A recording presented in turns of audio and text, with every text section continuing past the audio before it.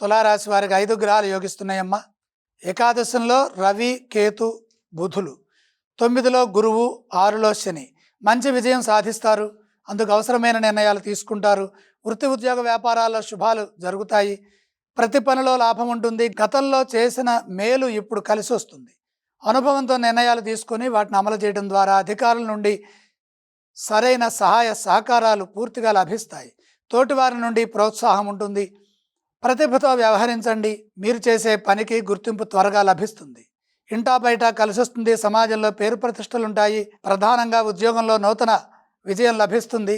ఉన్నత స్థితి గోచరిస్తోంది. వ్యాపారంలో కూడా మేలు జరుగుతుంది. వ్యాపారంలో లక్ష్యం త్వరగా సిద్ధిస్తుంది. అధిక లాభాలు గడిస్తారు. తోటివారికి మేలు జరుగుతుంది. ఆవేశం లేకుండా ముందుకు సాగితే కాలం పూర్తిగా మీ వశమవుతుంది.